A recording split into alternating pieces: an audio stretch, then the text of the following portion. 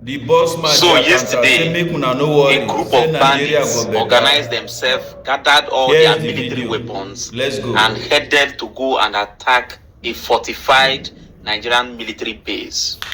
Now, listen and see the result of what they met. I don't know exactly who is equipping these bandits or who is encouraging them, but at least for the first time, I'm seeing the Nigerian army and the Nigerian Air Force collaborate to teach these miscreants the lesson of their life. Just listen. They say that when a goat dances in front of a hyena, it is not bravery, it is suicide. And yesterday, a group of terrorists in Borno State found out exactly what that means. You saw the headline, and yes, it sounds like a scene from an action movie, but this was real life at the forward operating base in Asia. We're receiving confirmed and graphic reports this afternoon, Saturday, January 17th, 2026, that a massive army of terrorists decided to try their luck by attacking a fortified military headquarters. They came with everything they had: machine guns, rocket-propelled grenades, and heavy explosives, thinking they could overrun the base and raise their flag. But they made one fatal calculation. They forgot that the Nigerian army of 2026 is not the same as the one from the past. Instead of running away, the troops stood their ground, returned fire for fire, and with the help of the Air Force, turned the hunters into the hunted. If you want to know how our gallant troops sent these criminals to the great beyond and recovered a massive arsenal of weapons, please do me a massive favor and smash that like button right now. It helps us celebrate our soldiers who are putting their lives on the line. And if you are not yet a subscriber, click that button and turn on the notification bell. You need to be here as we break down this victory for Nigeria. Let's get into the gist of this bloody Friday. It all started in the early hours of yesterday morning. The sun was just coming up over Borno State when the silence was broken by the sound of heavy machine gun fire. According to the acting media information officer for Joint Task Force Northeast Operation Hadinkai, Lieutenant A.S. Atokolo, the terrorists launched a large-scale multi-directional attack.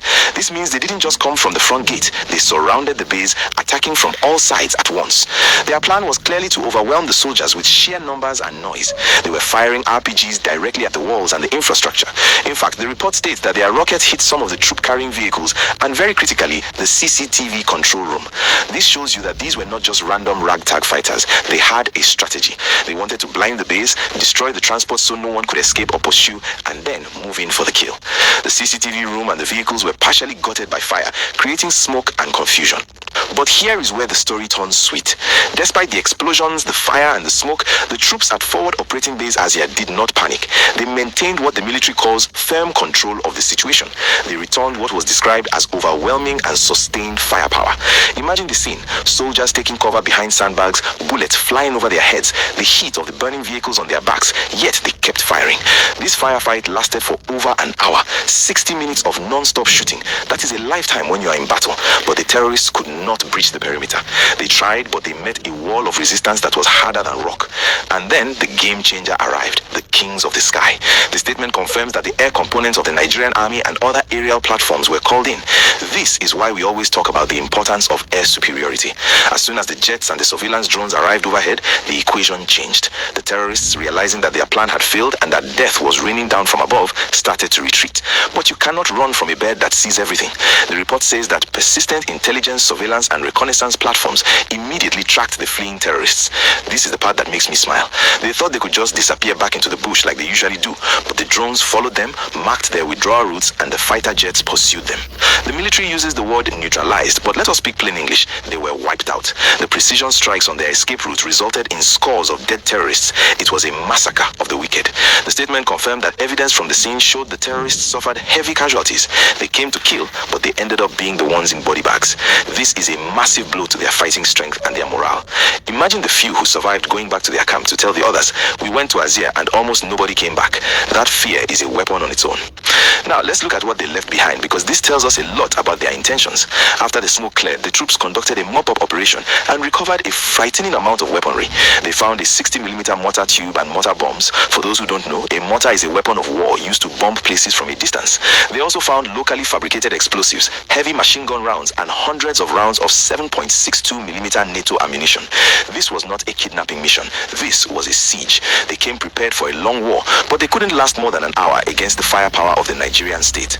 I want to pause here and ask you, the viewer, a serious question. We often criticize the military when things go wrong, and rightly so.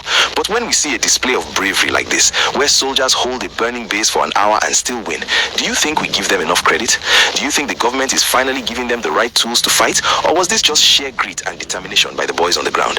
Drop your honest thoughts in the comments below. I really want to hear your perspective on our military's performance. The destruction of the CCTV room is a point of concern though. It shows that the enemy is learning. They know that our bases rely on technology, so they target the eyes first. It's a reminder that while we celebrate this victory, the enemy is evolving. They are becoming more desperate and more tactical. But as yesterday showed, no amount of tactics can beat superior firepower and the will to fight. The lieutenant mentioned that the engagement didn't end at the base. The follow-up operations are what really dealt the blow.